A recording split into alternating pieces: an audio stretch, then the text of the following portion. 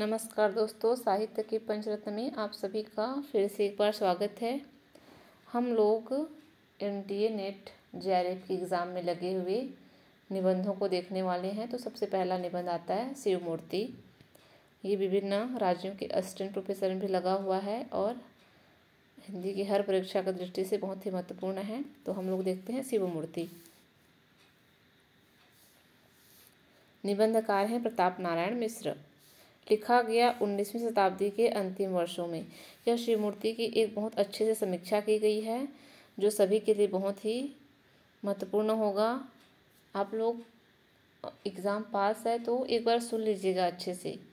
आप लोग कुछ काम करते करते सुन सकते हैं, जो गृहिणी हैं और जो जिनके पास समय वो लिख भी सकते हैं। ठीक है, ये समीक्षा है एक। तो प्रताप नारायण मिश्र। और कब लिखा गया? 19वीं शताब्दी के अंतिम वर्षों में। जन्म प्रताप नारायण मिश्र जी का देख लेते हैं क्योंकि ये अक्सर पूछ देता है। जन्म 24 सितंबर 1856 को बैजे गांव, उन्नाव जिला, उत्तर प्रदेश में। और निधन इनका हुआ था 6 जुलाई 1894 ईस्वी में। भारतेंदु जैसी रचना शैली, विषय वस्तु और भाषागत विशेषताओं के कारण मिश्र जी द्वितीय हरिश्चंद्र कहे जाने लगे थे।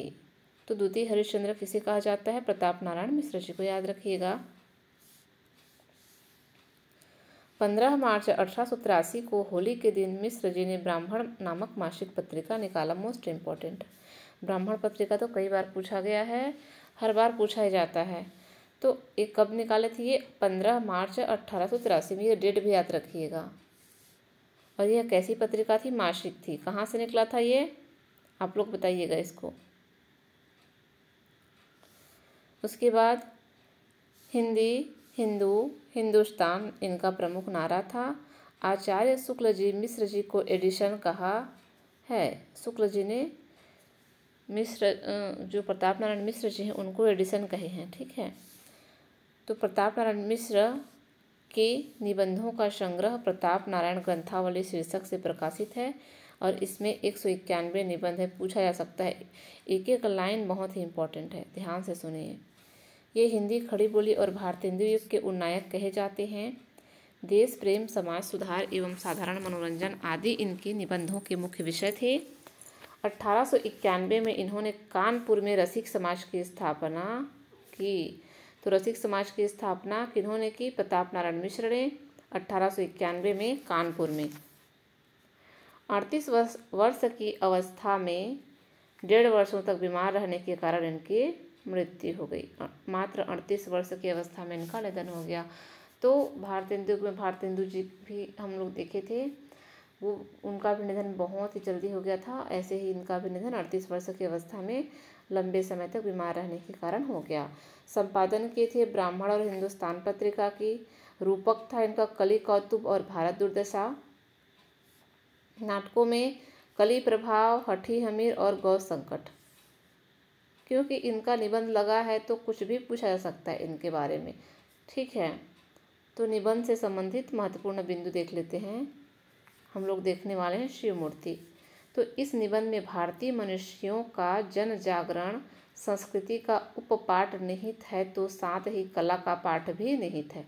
इसमें प्रतीकों के माध्यम से बड़े सरल और सहज ढंग से इस बात को रेखांकित किया गया है कि भारत का शिक्षित वर्ग भारतीय संस्कृति और भारतीय प्रतीकों के प्रति कितना उदासीन है।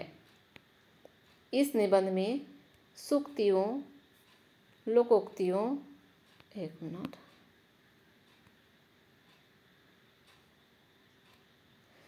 इस निबंध में सूक्तियों, मुहावरों, लोकोक्तियों आदि का सहारा लिया गया है। जैसे कि मोटी बुद्धि वाला, बेसिर पैर के काम, श्री गणेशाय नाम, ये सब हैं मुहावरे, लोकोक्तियाँ का प्रयोग हुआ है शिव मूर्ति में। प्रताप नारायण मिश्र के इस निबंध में सांस्कृतिक संदर्भ की अभिव्यक्ति हुई है। कई स्थलों पर संस्कृतनिष्ठ शब्दावली के प्रयोग से सहजता होती है, जैसे कि सृष्टि, कर्तव्य, अचिंतव्य, अप्रतिमित्व तथा न तस्य प्रतिमा अस्ति आदि। मतलब इन्होंने संस्कृत शब्दों का भी भरपूर प्रयोग किया है। आगे हैं इनके निबंधों में नवनिर्माण, भारतीयता, जागरण, संस्कृति, आस्तिकता, प्रतीकीकरण, सोमनस्य और बंधुता आदि परिलक्षित है। शिव मूर्ति निबंध में मिश्र जी ने पहले मूर्तियों की चर्चा की, बाद में धातुओं की चर्चा की जिनसे मूर्तियों का निर्माण किया जाता है, फिर मूर्तियों के रंगों की चर्चा और फिर मूर्तियों के आकार की चर्चा। तो ये इसका सार हम लोग देख रहे हैं शिव मूर्ति निबंध का। इस निबंध में ईश्वर के लिए प्रयुक्त कुछ पर्याय निम्न है। शिव मूर्ति में ईश्वर के लिए कौन कौन से शब्दों का प्रयोग हुआ है? भगवान, भूतनाथ, निराकार, प्रेमदेव, प्रेममयी, भोलानाथ, विश्वव्यापी, शिव मूर्ति, प्रभु परमात्मा, अशिरडी और आकारहीन, ये हो गए। और इसमें भाषा का प्रयोग कैसे हुआ है शिव मूर्ति में? तो भाषा का प्रयोग कैसे करना चाहिए इसका सशक्त उदाहरण है प्रताप नारायण मिश्र के निबंध। इनकी भाषा में विराम चिन्हों का सटीक प्रयोग दृष्टिगोचर होता है, जैसे कि प्रेम के बिना वेद झगड़े की जड़, धर्म बेसिर पैर के काम, स्वर्ग से चिल्ली का महल, मुक्ति प्रेम की बहन है। मतलब ऐसे शब्दों का प्रयोग किया है इन्होंने। फिर कहिए तो बस ठीक शिव मूर्ति यही है, ऐसे भाषाओं का प्रयोग किए हैं। आगे मिश्र जी के निबंध शिव मूर्ति में प्रयुक्त लोक शब्दावली, उर्दू शब्दावली, मुहावरों को दिया जा रहा है ताकि यह स्पष्ट हो सके कि मिश्र जी की भाषा शैली जीवित है। तो लोक प्रयोग कैसे भाषा करते थे ये? जैसे कि माला सरकाते हैं, अंधों के आगे हाथी आवे, मतवालेपन, बका करेंगे, बरंश यह खुला लिखा हुआ है। उर्दू शब्द था बेअदबी, हुनरमंद, खाक, इस टाइप का। और सूखियों मुहावरों से भाषिक संरचना, घर की चक्की से भी गए बीते, मोटी बुद्धि वाला, उलटफेर की बातें, प्रेम ही वास्तविक शिव मूर्ति अर्थात कल्याण का रूप है। हुनरमंद से पूछे जाते हैं बाबा हुनर पहले, हृदय मंदिर में प्रेम का प्रकाश है तो संसार विश्वमय है। ऐसे आगे देखेंगे। रंग समाज भाषा का अनन्य अंग है। रंगों के माध्यम से बहुत कुछ अभिव्यक्ति किया जा सकता है। शिव मूर्ति में प्रयुक्त रंग शब्दावली, कौन कौन से रंग के लिए क्या? जैसे कि श्वेत रंग सतोगुण का सूचक बताया गया है शिव मूर्ति में, लाल रंग को रजोगुण का, काला को सबसे पक्का रंग और यही इस पर दूसरा रंग, और यही इस पर क्या होता है कि दूसरा रंग नहीं चढ़ता, काला रंग पर कोई दूसरा रंग नहीं चढ़ सकता। यहाँ ताम्रवर्ण सौंदर्य का रंग न समझा जाएगा, ये रंगों का प्रयोग भी किए हैं ये। उसके बाद प्रमुख पंक्तियाँ देख लेते हैं शिव मूर्ति में कौन कौन सी पंक्तियों का प्रयोग किए हैं। हे प्रभु हम पर दया करो, मन होगा तो दया ठहरेगी कहाँ, और शरीर न होगा तो मन रहेगी कहाँ।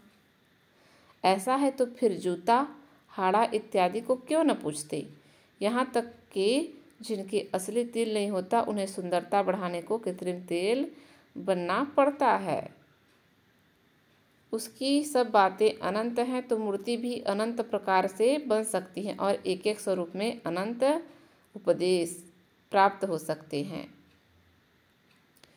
जिससे भीतर बाहर दोनों प्रकाशित होते हैं, जो प्रेमियों को आँख की ज्योति से भी प्रियतर हैं, जो अनंत विद्यमान है, उसका फिर और क्या रंग हम माने। ये कथन कोटेशन के रूप में दे सकते हैं कि कौन से निबंध से उद्धृत हैं। अभी ये क्वेश्चन ऐसे ही बन रहे हैं, इसलिए आप लोग इसको याद रखिएगा एक एक लाइन को। और फिर लीजिए, कविता के आचार्यों ने अनुराग का रंग लाल कहा है, यह किस निबंध से उद्धृत है, ऐसा दे सकता है। निबंध का सार देख लेते हैं। इस निबंध में क्षणा और लक्षणा और व्यंजना के माध्यम से मिश्र जी ने उन सबकी खबर ली है जो अपने संस्कृति के प्रति उदासीन हैं, और उनकी भी खबर ली है जिन्होंने यह दुष्प्रचार किया है कि भारत बर्बर और असभ्य राष्ट्र है। ठीक है, मतलब जो उन किनकी खबर ली है इसमें मिश्र जी ने, जो अपने संस्कृति के प्रति उदासीन है ना, और जो भारत बर्बर और असभ्य राष्ट्र है ऐसा दुष्प्रचार फैला रखा है उनके लिए, तथा भारत के लोग मूर्ख तथा बंदर और सांप नचाने वाले हैं, इनके प्रति इन्होंने खबर ली है। और क्या कहा है, शिव मूर्ति कलाकृति अर्थात प्रतीक तथा शिव मूर्ति के माध्यम से लेखक ने यह स्पष्ट किया है कि मनुष्यों के बीच बर नहीं होना चाहिए, है ना, आपसी मतभेद नहीं होना चाहिए। इतना ही नहीं, इस निबंध में आस्तिकता का भी पाठ भी दृष्टव्य है। लेखक का कहना है कि हमारा मुख्य विषय शिव मूर्ति है और वह विशेषतः शैवों का धर्म का आधार है।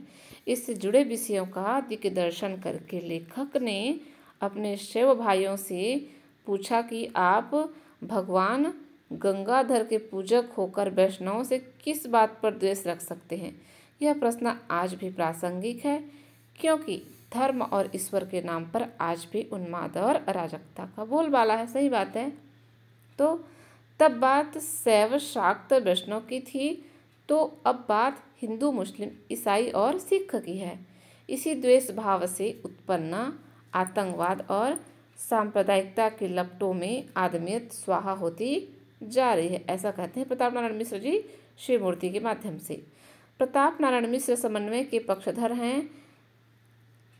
अंधी आस्था के स्थान पर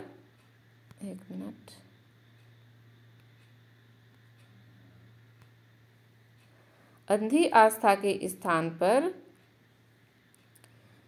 तर्क का पाठ प्रस्तुत करते हुए कहते हैं, यदि धर्म से अधिक मतवालेपन पर श्रद्धा हो तो उसे अपने प्रेम आधार भगवान भोलेनाथ को परम वैष्णव एवं गंगाधर कहना छोड़ दीजिए। नहीं तो सच्चा से वही हो सकता है जो वैष्णव मात्र को अपना देवता समझे। इससे शैवों का शाक्तों के साथ विरोध अयोग्य है। हमारी समझ में तो आस्तिक मात्र को ही किसी से द्वेष बुद्धि रखना पाप है, क्योंकि सब हमारे खुदा के ही बंदे हैं। इस नाते सभी हमारे भारतीय बंधु हैं। विश्व बंधुत्व का यह दर्शन लोकतांत्रिक और सह अस्तित्व का दर्शन है, जिसकी आज भी दुनिया को सबसे अधिक आवश्यकता है। अपनी बात को सहज सुग्राह्य बनाने के लिए कहानी के भीतर कहानी को गूंथना प्राचीन भारतीय कथा शैली है। इस निबंध में अंतर कथा की तकनीकी का भी सुंदर प्रयोग मिलता है। देखिए, पुराणों में गंगा की विष्णु के चरण से उत्पत्ति मानी जाती है और शिव जी को परम वैष्णव कहा जाता गया है ना। उस पर वैष्णवता की पुष्टि उससे उत्तम और क्या हो सकती है कि उनके चरण निर्गत जल को सिर पर धारण करे। ऐसे विष्णु भगवान को परम शिव लिखा है कि विष्णु भगवान नित्य सहस्त्र कमल पुष्पों से सदाशिव की पूजा करते थे। एक दिन एक कमल घट गया तो उन्होंने यह विचार करके कि हमारा नाम कमल नयन है, हमारा नेत्र कमल, शिव जी के चरण कमल को अर्पण कर दिया। वस्तुतः शिव और पुष्प की परस्पर आराधना के उल्लेख द्वारा लेखक ने भारतीयों को परस्पर सम्मान की सीख दी है, जो हमें आज भी चाहिए। सारांश रूप में हम यह कह सकते हैं कि शिव मूर्ति निबंध के माध्यम से लेखक भगवान शिव को का सहारा लेकर देशवासियों को भाईचारे व विश्व बंधुत्व का पाठ पढ़ाना चाहते हैं। तो ये इसका सार हो गया। कुछ नहीं है इसमें, कुछ जो शुरू में इम्पोर्टेंट लाइन दिए गए हैं वो सबको आप लोग याद रखिएगा और इसको 1 से 2 बार सुन लीजिए, इसका सार समझ लीजिए, तो एग्ज़ाम में कहीं से नहीं छूटेगा आपका। तो धन्यवाद दोस्तों, कल हम लोग फिर मिलते हैं एक नए निबंध के साथ। तब तक के लिए धन्यवाद।